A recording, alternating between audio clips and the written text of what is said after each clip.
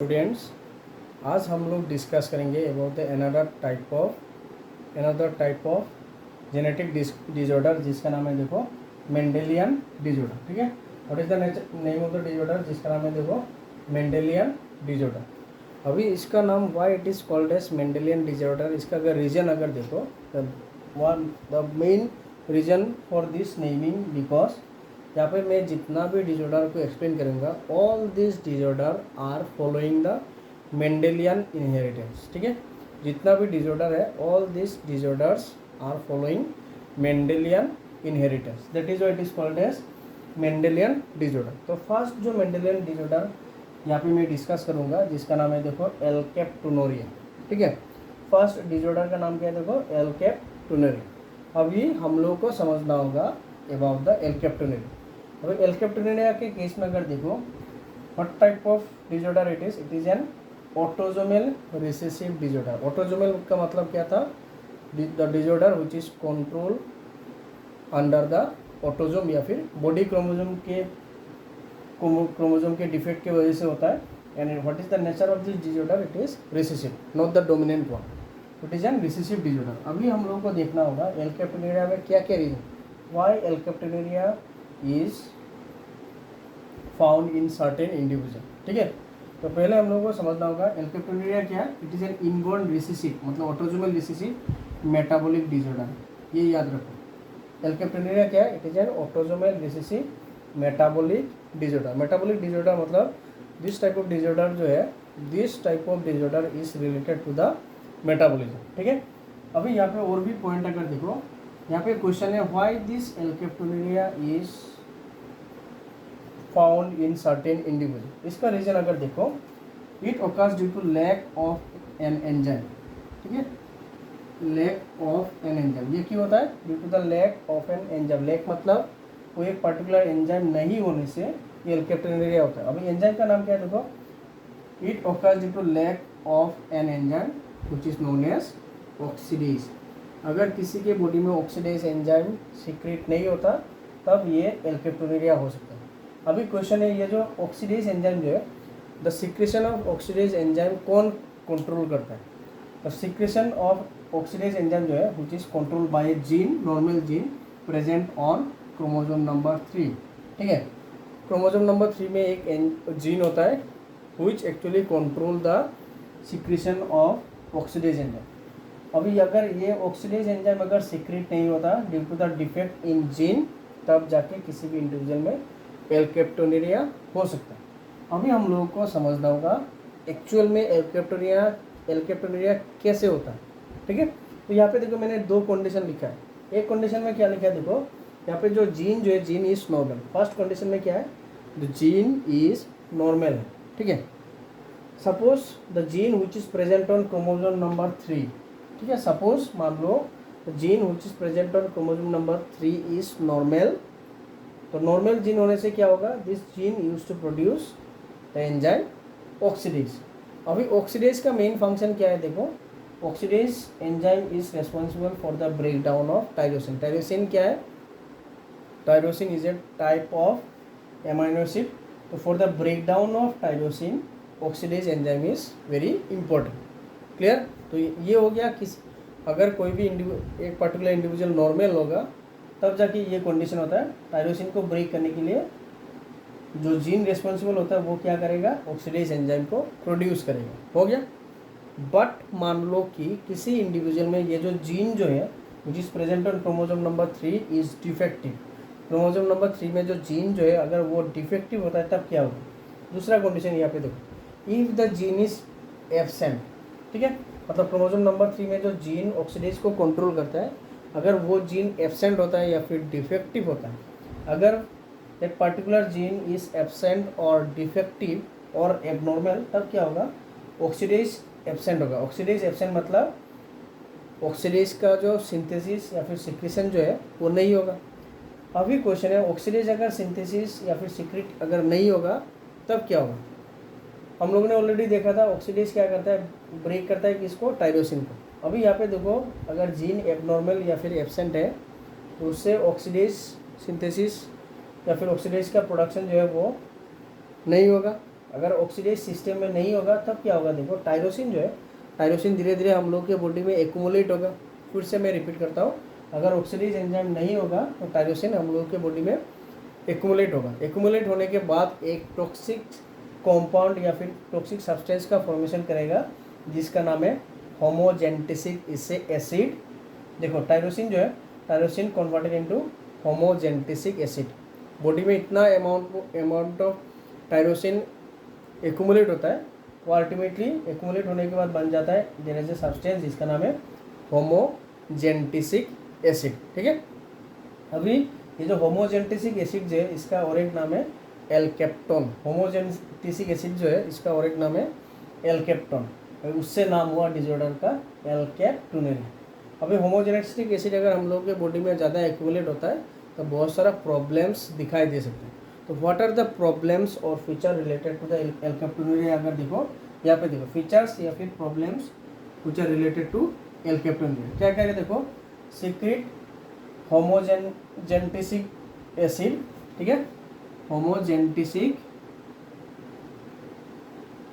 Acid along with the urine, urine के साथ होमोजेंटिसिक acid secret होता है। और यहाँ पे एक स्पेशलिटी क्या होता है, अगर if the person is affected by alkaptonuria, उनका यूरिन अगर ओपन एयर में कुछ देर अगर रखेंगे it become blackish in colour. ठीक है, यूरिन जो है ब्लैकिश हो जाएगा due to the presence of this homogentisic acid. तो अगर कोई भी पर्सन में एल्केप्टोनुरिया होता है तो उनके जो यूरिन जो है, यूरिन में होमोजेंटिसिक एसिड का कंटेंट मिलेगा। दूसरा इफेक्ट क्या मिलेगा, देखो इट डायरेक्टली इफेक्ट, मतलब होमोजेंटिसिक एसिड जो है डायरेक्टली किस कहाँ पे जाके इफेक्ट करेगा, it directly effect ligament. Ligament क्या है, the joining between two bones, tendon, joining between bone and muscle and also effect the valves of heart. तो ये हो गया effect of alkaptonuria on a particular individual. किसी में अगर एल्केप्टोनुरिया होता है तो this type of effect will be found.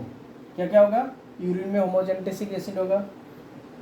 होमोजेंटिसिक acid किस कहाँ पे जाके इफेक्ट करेगा, it generally effect on ligament, tendon and also on valves of heart. तो ये हो गया हम लोग का फर्स्ट जो डिजॉर्डर जिसका नाम है एल्केप्टोनुरिया। अभी हम लोग डिस्कस करेंगे अनदर टाइप ऑफ डिजॉर्डर जिसका नाम है सिकल सेल एनीमिया।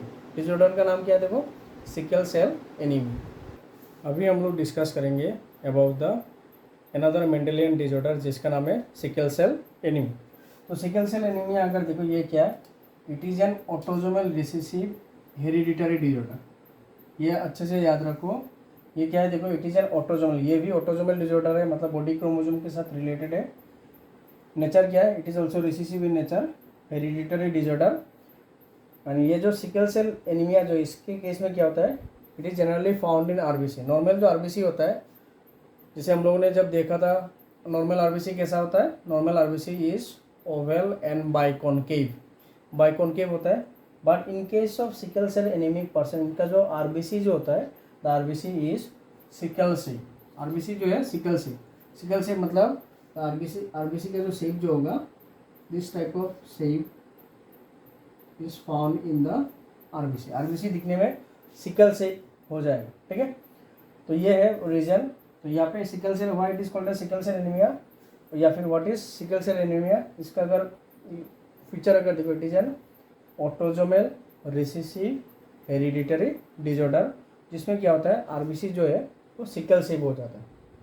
ये हो गया फर्स्ट पॉइंट। दूसरा पॉइंट अगर देखो ये क्यों होता है, it occurs due to formation of abnormal haemoglobin S, इसको हम लोग डिनोट करते हैं एज ए HbS। ठीक है, किसी भी इंडिविजुअल में अगर एबनॉर्मल हीमोग्लोबिन एस का फॉर्मेशन होता है तब जाके सिकल सेल एनीमिया दिखाई दे सकता है।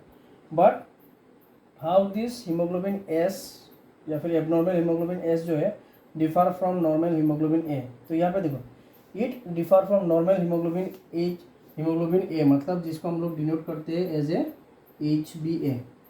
एबनॉर्मल और सिकल सेल एनीमिक जो आरबीसी का उसका जो हीमोग्लोबिन होगा HbS होगा, और नॉर्मल का होगा HbA in only one amino acid of beta chain. तो बीटा चेन जो है, बीटा चेन में सिर्फ एक एमाइनो एसिड में चेंजेस की वजह से this type of differences is found. और ये जो बीटा चेन का कौन सा एमाइनो एसिड में, this amino acid sixth amino acid में ये चेंजेस होता है। ठीक है, ये एमाइनो एसिड में अगर देखो क्या चेंजेस होता है, यहाँ पे देखो सपोज यहाँ पे मैंने क्या लिखा है, देखो this one is the normal haemoglobin, इसको हम लोगों ने डिनोट किया है HbA। ठीक है, तो नॉर्मल हीमोग्लोबिन का अगर पेप्टाइड अगर हम लोग देखेंगे तो क्या दिखाई देता है, ये है जीन। ठीक है, this one is the gene sequence. Gene का सीक्वेंस देखो CTC, cytosine, thymine and cytosine. इसका कॉम्प्लीमेंट्री मतलब कॉम्प्लीमेंट्री बेस क्या होगा, C follows binds with guanine, thymine binds with adenine, cytosine again binds with guanine. ठीक है, तो ये हो गया सेगमेंट ऑफ जीन। ठीक है, नाउ इस जीन से जब mRNA का फॉर्मेशन होगा, फ्रॉम द जीन जब mRNA फॉर्मेशन होगा, mRNA का सीक्वेंस क्या है देखो, C के उल्टा क्या होगा, G होगा, T से होगा A एंड C से फिर से आएगा G। मतलब ये जो GAG जो mRNA फॉर्म हुआ है, ये कहाँ से फॉर्म हुआ, टेम्पलेट इज द CTC। ठीक है, तो CTC से फॉर्म हुआ है GAG mRNA। अब ये जो GAG mRNA जो है, दिस GAG जो कोड है, this actually code for a amino acid जिसका नाम है glutamine. This GAG actually code for a amino acid जिसका नाम है glutamine, which is present in chromosome number 6। ये नॉर्मल के केस में बोला जा रहा है। ठीक है, नॉर्मल इंडिविजुअल के केस में क्या होता है, मतलब जिनका हीमोग्लोबिन HbA है, इनके केस में 6th एमाइनो एसिड जो है वो होगा ग्लूटामाइन। ठीक है, यहाँ तक तो हो गया नॉर्मल के केस में। बट जब हम लोग ऑब्जर्व करेंगे in sickle cell anaemic person, तब क्या दिखाई देगा, हम लोगों ने ऑलरेडी डिस्कस भी किया था। सिकल सेल एनीमिया क्यों होता है, because it differ from normal haemoglobin A in only one amino acid of beta chain on position number 6। तो यहाँ पे देखो पोजीशन नंबर 6 में एमाइनो एसिड कौन सा है, ग्लूटामाइन है। तो इसमें अगर देखो valine, histidine, leucine, threonine, proline, glutamine and glutamine. ठीक है, 6 और 7 पोजीशन में ग्लूटामाइन है। ठीक है, बट सिर्फ ये जो 6 पोजीशन में जो ग्लूटामाइन जो एमाइनो एसिड है, इसका चेंज होने से पूरा एमाइनो एसिड हीमोग्लोबिन का नेचर चेंज होता है। यहाँ पे देखो, यहाँ पे मैंने क्या लिखा है देखो, T रिप्लेस्ड बाई A। यहाँ पे देखो हम लोगों ने क्या लिखा था, CTC is the template strand DNA का, या फिर जीन का CTC। CTC यहाँ पे मैंने क्या लिखा है देखो, T रिप्लेस्ड बाई A, मतलब T की जगह में अगर A आ जाता है तो यहाँ पे देखो चेंज होकर बना है CAC। पहले था CTC, इसमें देखो CAC आ चुका है। उसका कॉम्प्लीमेंट्री बेस क्या है, C binds with guanine, adenine binds with thymine, cytosine again binds with guanine. ठीक है, इससे जब mRNA फॉर्मेशन होगा तब क्या होगा, देखो अगर यहाँ पे देखो कहाँ से mRNA का स्ट्रैंड फॉर्मेशन होगा, CAC का, C बाइंड्स विद G, ये कांस्टेंट रहेगा। इन केस ऑफ mRNA या फिर कोई भी RNA अगर देखो, एडिनाइन बाइंड्स विद यूरासिल। ठीक है, उसमें थायमिन रिप्लेस्ड बाय यूरासिल होता है, तो adenine binds with uracil, cytosine again binds with guanine. तो ये GUG बन चुका है, पहले क्या था GAG था, अभी बन चुका है GUG। जैसे ही ये GUG बनता है, दिस 3 कोडॉन जो है, इस 3 mRNA कोड जो है, code for a amino acid जिसका नाम है वेलाइन। ठीक है, जिसका नाम है देखो वेलाइन। तो यहाँ पे देखो नॉर्मल हीमोग्लोबिन के पेप्टाइड में पोजीशन नंबर 6 में एमाइनो एसिड क्या था, ग्लूटामाइन था। But in sickle cell anaemic haemoglobin के केस में नंबर 6 पे कौन सा एमाइनो एसिड आता है, वेलाइन। तो देखो सिर्फ एक एमाइनो एसिड के चेंजेस की वजह से हीमोग्लोबिन का स्ट्रक्चर टोटली चेंज होता है। और जैसे हीमोग्लोबिन का स्ट्रक्चर चेंज होता है, द RBC मतलब रेड ब्लड सेल जो है वो सिकल शेप होता है। And due to this sickle cell shape of the RBC, इसको हम लोग ने नाम दिया सिकल सेल एनीमिया। ठीक है, तो ये हो गया हम लोग का सिकल सेल एनीमिया। मतलब सिंपली समझो, ग्लूटामाइन इसका रीजन अगर देखो, पोजीशन नंबर 6 जो है, 6 एमाइनो एसिड में glutamine is replaced by valine. ठीक है, पोजीशन नंबर 6 एमाइनो एसिड में glutamine is replaced by valine, तब जाके HbS मतलब एबनॉर्मल हीमोग्लोबिन फॉर्मेशन होता है, जिसको हम लोगों ने नाम दिया सिकल सेल एनीमिया। ठीक है, या फिर हम लोग बोल सकते हैं CTC is replaced by CAC, मतलब T इज सब्सटीट्यूटेड और रिप्लेस्ड बाय A, मतलब थायमिन इज रिप्लेस्ड बाय 89, तब जाके ये एमाइनो एसिड में भी चेंजेस आता है, then it become the sickle cell anaemia. ठीक है, तो ये हो गया reason why sickle cell anaemia is develop. अभी हम लोग को समझना होगा सिकल सेल एनीमिया अगर किसी भी इंडिविजुअल में होगा, इनके केस में क्या क्या एबनॉर्मेलिटी या फिर फीचर्स दिखाई देता है। ठीक है, अभी देखो what are the effects found in sickle cell anaemic person. First जो इफेक्ट दिखाई देगा वो क्या होगा, देखो एक तो हम लोग को पता है ऑलरेडी आरबीसी सिकल सेप होगा। तो यहाँ पे देखो आरबीसी जो है, due to the sickle shape nature of the RBC cannot pass through the narrow capillary, मतलब नैरो कैपिलरी या फिर ब्लड कैपिलरी जो है इसके थ्रू आरबीसी का जो मूवमेंट होगा या फिर सर्कुलेशन होगा वो नहीं हो पाएगा, only because of this sickle shape. दूसरा अगर देखो, they have the tendency to clot और डीजेनरेट। ठीक है, सेकेंड अगर देखो, they have the tendency to clot और डीजेनरेट। ठीक है, एज ए रिजल्ट क्या होगा, द पर्सन बिकम एनीमिक या फिर एनीमिया डेवलप हो सकता है। आरबीसी जो है सिकल सेल आरबीसी जो है इसका टेंडेंसी क्या है, देखो क्लॉट मतलब कोआगुलेट होने के चांसेस है या फिर डीजेनरेट होने का चांसेस ज़्यादा होता है। इससे क्या होता है, एनीमिया का कंडीशन डेवलप हो सकता है। थर्ड जो इफेक्ट जो है, इससे क्या होता है, ब्लड सर्कुलेशन जो है रिड्यूस ब्लड सर्कुलेशन भी कम होता है, spleen and brain get damaged, the person become weak suffering from headache and cramp. तो these are the few effects of sickle cell anaemia. तो क्या क्या इफेक्ट है देखो, आरबीसी सिकल सेल होने से नैरो कैपिलरी के थ्रू सर्कुलेट नहीं हो पाता या फिर पास नहीं कर पाता, टेंडेंसी टू क्लॉट और डीजेनरेट, उससे कौन सा कंडीशन डेवलप हो सकता है, एनीमिया एंड रिड्यूस। प्लस यहाँ पे अगर देखो सिकल सेल एनीमिक पर्सन के केस में ब्लड सर्कुलेशन भी कम होता है, and spleen and brain get damaged, and at the same time person become weak suffering from headache and cramp. तो ये तो हो गया हम लोगों का effect of sickle cell anaemia. तो अभी यहाँ पे वो कंडीशंस हम लोग देखते हैं, जीनोटाइपिक कंडीशन। ठीक है, जीनोटाइपिक कंडीशंस हम लोग को यहाँ पे समझना होगा।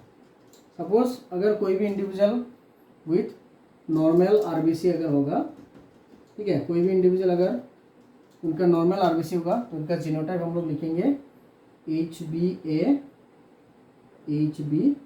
मतलब होमोजाइगस फॉर्म में लिखेंगे। अभी सपोज मान लो person is sickle cell anaemia है। ठीक है, किसी में सिकल सेल एनीमिया, इनका जीनोटाइप क्या होगा, HbS।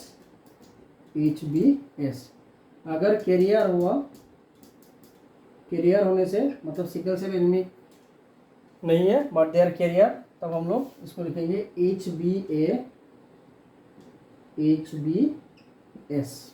तो इस कंडीशन को हम लोग बोलेंगे कैरियर। ठीक है, कैरियर मतलब एक डोमिनेंट है और दूसरा रिसेसिव है। कैरियर मतलब ये एक्सप्रेस तो नहीं करेगा but it can carry the gene of sickle cell anaemia. ठीक है, अभी यहाँ पे देखो सिकल सेल एनीमिया अगर देखो होमोजाइगोट फॉर्म में अगर होता है, if any individual use to born in this homozygote या फिर होमोजाइगस कंडीशन, मतलब sickle cell anaemic homozygous condition में अगर होता है तो यूजुअली डाई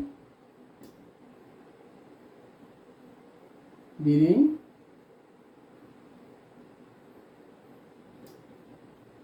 चाइल्ड एज, मतलब चाइल्डहुड अटेन करते करते इनका डेथ हो जाता है। If the sickle cell anaemia और anaemic person having homozygous condition, मतलब HbS अगर दोनों मतलब होमोजाइगस रेसेसिव फॉर्म में है तो अफेक्टेड इंडिविजुअल जो होगा इनके चाइल्ड एज में इनका डेथ हो जाता है। तो ये तो हो गया जीनोटाइपिक कंडीशन। नॉर्मल आरबीसी के केस में क्या होगा, HbA। ठीक है, सिकल सेल एनीमिया के केस में अगर देखो ये भी अगर HbS एंड कैरियर के केस में क्या होता है HbS। और ये पे यहाँ पे अगर देखो सिकल सेल एनीमिया जो है जो होमोजाइगस कंडीशन में होता है, इनका डेथ क्यों हो जाता है, क्योंकि इनके केस में सिकल सेल एनीमिया जो है इतना इफेक्ट कर जाता है कि इनका एक्यूट एनीमिया दिखाई देता है, and due to this acute anaemia the person usually die at their child age, ठीक है। तो और चाइल्डहुड एज आते आते इनका डेथ हो जाता है। तो ये तो हो गया genotypic condition in case of sickle cell anaemia, ठीक है। अभी हम लोग नेक्स्ट डिसऑर्डर डिस्कस करेंगे जिसका नाम है थैलासेमिया। देखो नेक्स्ट डिसऑर्डर जो है जिसका नाम है थैलासेमिया, ठीक है। एंड ये जो थैलासेमिया डिसऑर्डर जो है this one was discovered by कोले इन द ईयर 1925। अभी हम लोगों को समझना होगा थैलासेमिया क्या है। It is also an autosomal recessive disorder. ये क्या है? It is also an autosomal recessive disorder. अभी थैलासेमिया के केस में क्या होता है, देखो ये क्यों होता है और इसका रीज़न अगर देखो, it occurs due to mutation और deletion of gene controlling formation of globin chain of haemoglobin. Haemoglobin का जो ग्लोबिन चेन जो है उसको कंट्रोल करने वाला जो जीन जो है अगर वो म्यूटेट हो जाता है या फिर डिलीट होता है तब जाके ये कंडीशन होता है। अभी क्वेश्चन यहाँ पे थैलासेमिया में एक्चुअली क्या होता है, थैलासेमिया जो है इनके केस में क्या दिखाया जाता है, इससे क्या होता है देखो, abnormal synthesis of globin chain occurs due to the mutation in gene or deletion of the gene which controlling the formation of globin chain। ये जीन के डिफेक्ट के वजह से क्या हो रहा है देखो, abnormal synthesis of globin chain start होगा एंड इससे अल्टीमेटली क्या होगा, the person is affected by anaemia. ये हो गया thalassaemia. It is also an autosomal recessive disorder. ये क्यों होता है, इसका रीज़न है the gene which is responsible for the synthesis of globin chain of haemoglobin वो म्यूटेड होता है या फिर एब्सेंट हो जाता है। इससे क्या होता है, एबनॉर्मल ग्लोबिन चेन फॉर्मेशन होगा, as a result the person become anaemic, ठीक है। तो ये हो गया थैलासेमिया के बारे में। उसके बाद जो नेक्स्ट डिसऑर्डर है जिसका नाम है देखो फिनाइल कीटोनुरिया, ठीक है, फिनाइल कीटोनुरिया। तो यहाँ पे अगर देखो ये जो फिनाइल कीटोनुरिया जो है इन शॉर्ट हम लोग इसको लिखते हैं PKU, फिनाइल कीटोनुरिया, ठीक है। तो ये जो फिनाइल कीटोनुरिया जो है it is also N inborn autosomal recessive metabolic disorder है। ये भी एक ऑटोजोमल रिसेसिव मेटाबॉलिक डिसऑर्डर है। Why it is N metabolic disorder, because of the deficiency of an enzyme जिसका नाम है फिनाइल एलानिन हाइड्रोक्सिलेज। अभी यहाँ पे क्वेश्चन है फिनाइल कीटोनुरिया क्यों होता है। अगर किसी भी इंडिविजुअल के बॉडी में phenylalanine hydroxylase enzyme formation नहीं होगा then the person is affected by phenylketonuria. तो यहाँ पे देखो ये फिनाइल एलानिन हाइड्रोक्सिलेज एंजाइम क्यों प्रोड्यूस नहीं होगा, इसका रीजन मैंने यहाँ पे दिया, देखो it occurs due to defective gene on chromosome number 12। Chromosome number 12 में जो जीन होता है which actually controlling the synthesis of phenylalanine hydroxylase. अभी मान लो कि किसी के बॉडी में ये जो जीन जो है this gene is not normal या फिर एब्सेंट है, उससे क्या होगा, फिनाइल एलानाइन हाइड्रोक्सिलेज एंजाइम का फॉर्मेशन नहीं होगा।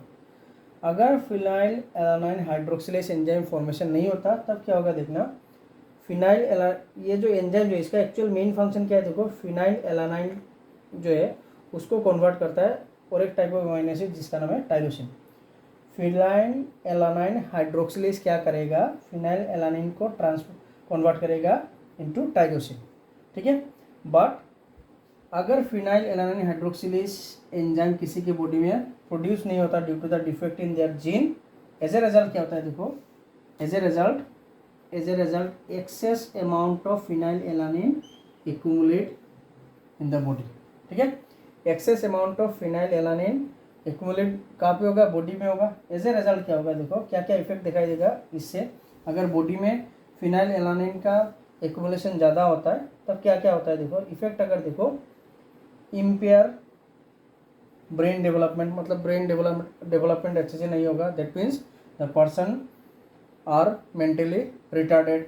दूसरा अगर देखो unable the affected person become, इनके केस में और एक बिहेवियर क्या दिखाई देता है, the affected individual are unable to walk and talk, ठीक है। They are unable to walk and talk up to the age of 14 to 16 years तक इनका चलने का या फिर बोलने का जो कैपेसिटी है नहीं दिखाई नहीं देता। Then they are mentally retarded, ये तो मैंने ऑलरेडी बोल दिया था। Then decrease pigmentation of hair and skin, skin का जो एक नॉर्मल पिगमेंटेशन होता है वो भी कम होगा। तो these are the effect of phenylketonuria और the person affected by the disorder जिसका नाम है फिनाइलकीटोनुरिया। अभी हम लोग डिस्कस करेंगे द लास्ट डिसऑर्डर जिसका नाम है सिस्टिक फाइब्रोसिस। ठीक है,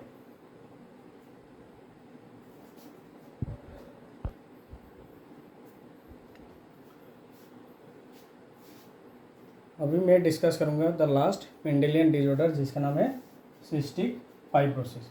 तो सिस्टिक फाइब्रोसिस क्या है? It is also an autosomal recessive disorder.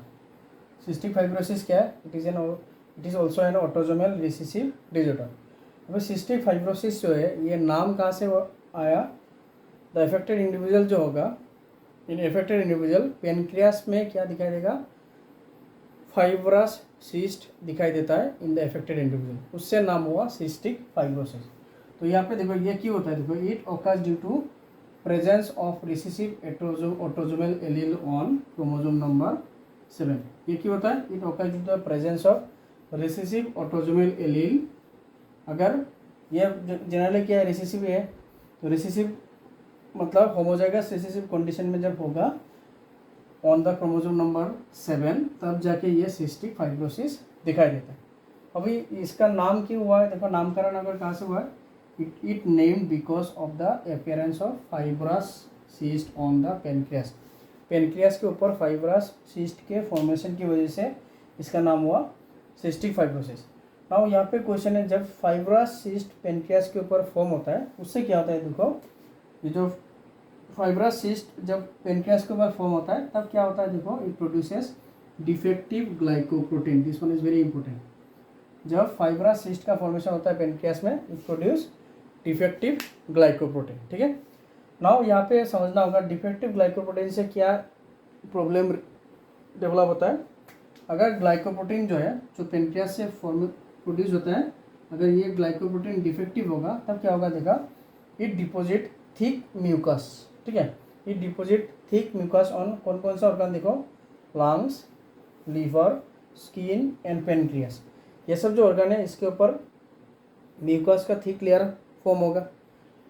अभी समझ लो कि lungs, liver, skin and pancreas इनके ऊपर ज़्यादा अमाउंट पे जब म्यूकस का डिपोजिशन होता है उससे बहुत सारा प्रॉब्लम दिखाई देता है, which are related to the cystic fibrosis. Problem या फिर इफेक्ट अगर देखो क्या क्या प्रॉब्लम्स दिखाई देता है।